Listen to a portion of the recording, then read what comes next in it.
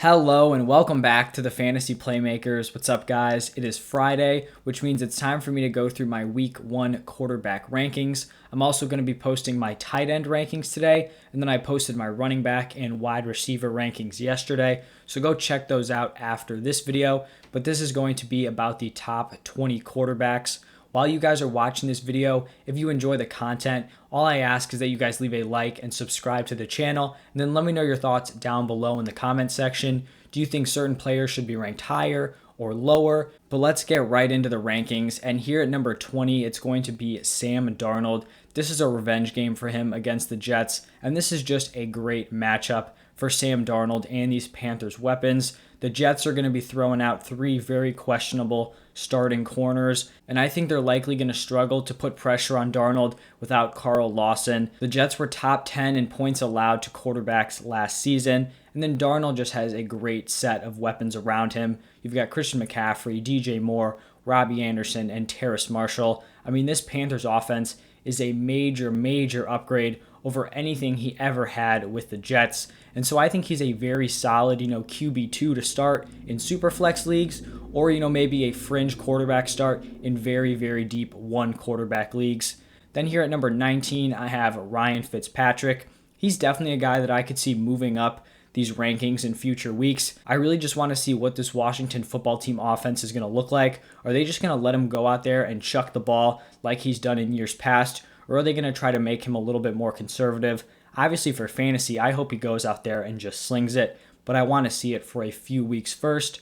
Then here at 18, we have Baker Mayfield in a big game against the Chiefs. He is probably going to have to keep up with this Chiefs offense. He's someone I don't normally love to start because the Browns are so reliant on the run game. But I mean, if they get down early, they're not going to be able to run the ball the entire game. So Baker should see, some more volume than he normally does. Then at 17, I have Kirk Cousins. He is just a solid, mid-tier quarterback to start on a week-to-week basis. He's going up against the Bengals, which is a pretty solid matchup for him. So with Justin Jefferson and Adam Thielen, he's just a very safe guy to start. After that, I have Matt Ryan going up against the Eagles. Another pretty solid matchup. He did lose Julio Jones, but his weapons are still pretty solid. You've got Calvin Ridley, rookie Kyle Pitts. You have Russell Gage, and then some other kind of wide receiver depth there. So he may not have the same ceiling he once had, but still just a very solid QB2 option. At number 15, I have Ben Roethlisberger. This is going to be a tough matchup against the Bills.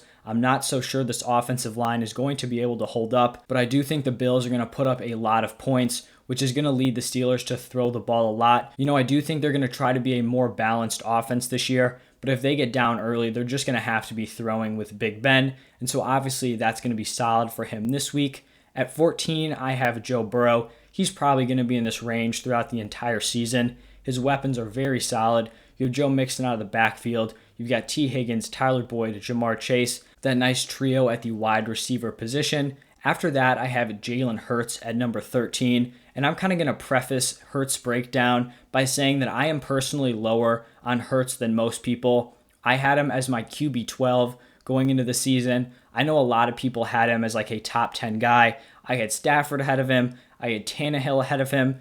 So he was kind of like my bottom tier for the quarterback one group. And don't get me wrong, I am not anti Jalen Hurts at all. I can totally see the potential. I've gone on record by saying that I think at the end of the year, he could have finished as the quarterback one overall, or he could just no longer be a starter in the NFL. That's how wide his range of possibilities is. So I just personally want to see him play this year before we go all in on him. We know that last season he put together some really solid rushing performances, and that's obviously where his upside is going to come from. But this is just a revamped Eagles coaching staff. He has some new weapons in that offense, so I kind of just want to see how it comes together. I really hope they do let him use his legs, because personally, I would love for Jalen Hurts to succeed.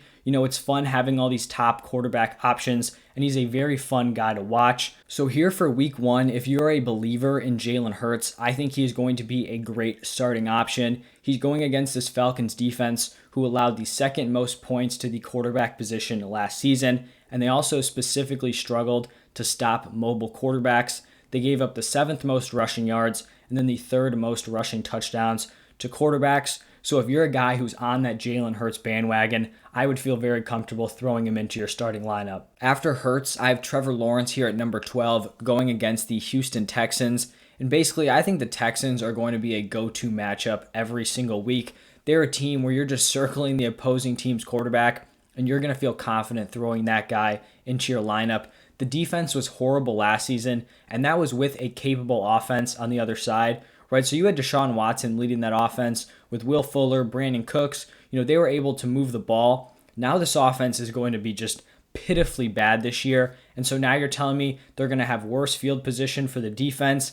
That is great news for Trevor Lawrence. The Texans gave up the 5th most points to the quarterback position last season. So I think this is just a great way to kind of ease Trevor Lawrence into regular season play. I do think they're going to be able to move the ball both in the air and on the ground. And so I do think that leaves T-Law as a fringe quarterback one play this week. To finish up this first page of players, I have Matthew Stafford at number 11. Just a very safe, low-end QB1 option this week. He's going up against the Bears, so, not a great matchup, but also not a miserable one. This Bears defense is not what it was like 3-4 years ago, so I'd feel solid throwing Stafford in as my QB1. Now we're moving on to the top 10, and coming in at number 10, it's going to be Aaron Rodgers. He's facing off with the Saints this weekend, and this definitely isn't the same, unstoppable Saints defense that we've seen in years past, but they're definitely not a cakewalk. So A-Rod, a solid, low to mid-end QB1 start.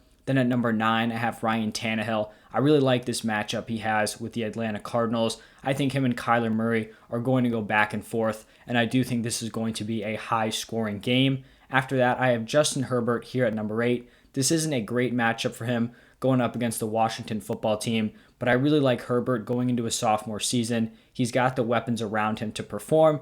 If we find out that Austin Eckler is not going to play, that would definitely bump him down a few slots. But as I'm recording this, Eckler did miss practice, but I still expect him to be ready to go. So just look out for that.